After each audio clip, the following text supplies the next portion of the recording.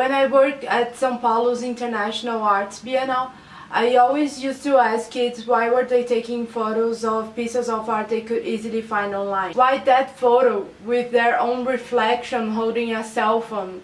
Why was that interesting to them? They usually responded to me by saying, so I can show people I've been here, which is an honest and good answer. But what I was always hoping to hear was, because this way I enter the art and become art myself. Because this is my way of approaching the foreign and unknown. Because I am not used to this, and when I see my own reflection in it, it becomes easier to relate.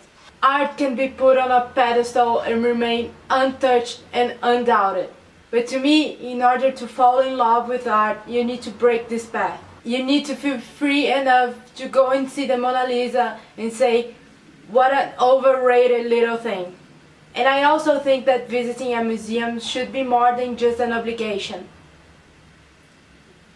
We travel and we go out, and because society tells us that we need to visit certain museums, we go. But that's just not right. You should go because you've been waiting for that Bernini your entire life. You should go and just walk around without expectations until you stumble upon your first Pollock and start to cry, like I've cried. And most importantly, you should go unarmed. I don't very much like Magritte or any other surrealist for that matter, but I saw one once. I was at the Peggy Guggenheim collection in Venice, and I was pissed because my father forgot the money to buy my ticket. So I had to wait an hour until my mother showed up and could buy me one. By that time, I wasn't really interested in going in because I was just so angry. But my dad said, "You're gonna love it, you should come, we will wait for you." And I went, rather against my will.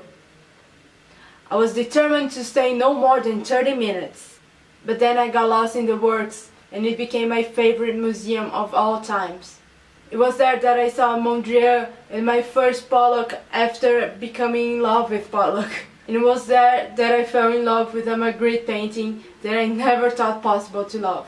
I fell in love with it despite my dislike for surrealism. It got me. It got me in a way I cannot explain. And my only reaction to that supernatural moment I was living was to take a photo of my own reflection in the glass of the painting. It was the only thing I knew how to do.